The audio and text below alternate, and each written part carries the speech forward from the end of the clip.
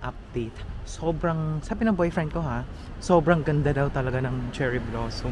Lalo na yung mga nakikita nyo na lang na parang yung bulaklak, natatanggal siya sa ano, sa mismong sanga.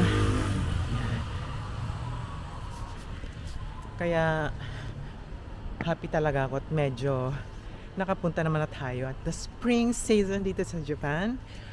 Yung sa immigration pala, explore ko ba sa inyo? I think pag may travel ka na talaga, hindi naman sila mahigpit.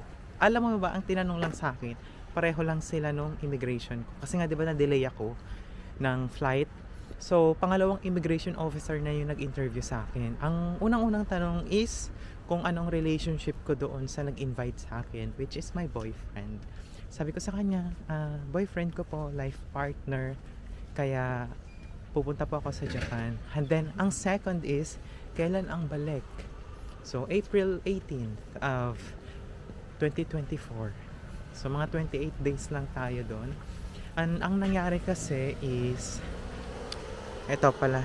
Ito, pakita ko pala muna sa inyo yung walkway. Ayan. Ayan, mga sakura trees yan. Cherry blossom trees. Ito, so, kalbo pa siya. Ayan. Ang dami kong mga eksena, no? Balik tayo dun sa sinasabi ko sa inyo. Wait. Pakita ko muna sa inyo yung puno ng, ano pang tawag dyan? Alam niyo dito, hinahayaan lang yung ganyan.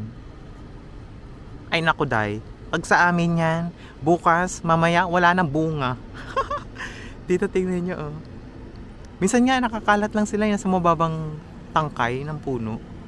Pwede nyong hablutin anytime na gusto nyo. Diba?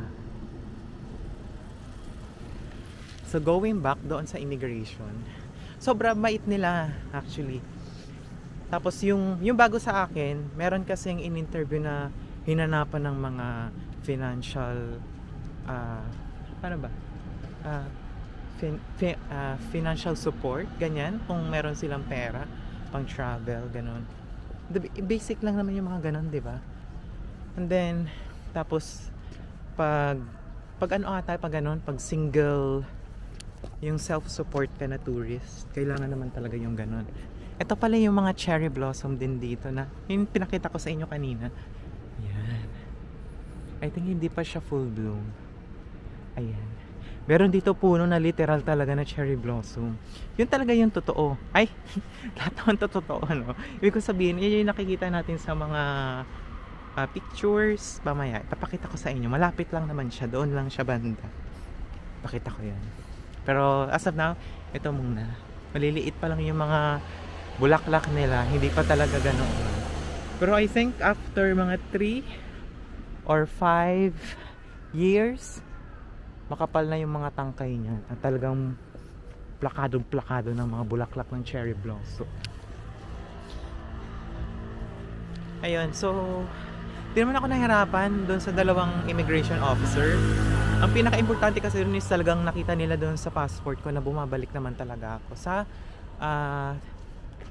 flight na nakasaad doon sa mismong ano ko, passport. Ayan o guys.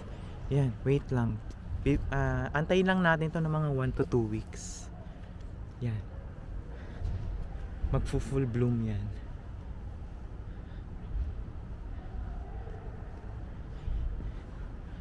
Ayan o. Nakikita nyo yan. Yan. Ito yung sinasabi ko sa inyong totoo. Na talagang cherry blossom talaga. Ito yung nakikita nyo sa mga postcard. Ito, pakita ko. Ayan. Ayan o. Diba yan yun? Yung ganitong klaseng cherry blossom. Ayan o. Diba? Closer look. Ayan. Diba? Ang ganda niya. Ano natin ang picture?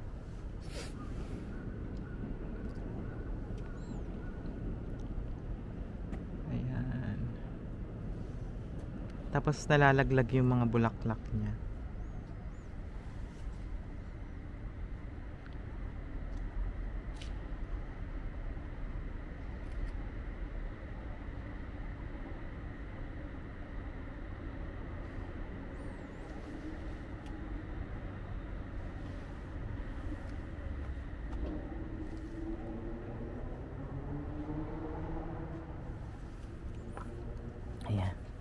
Meron din ako nakita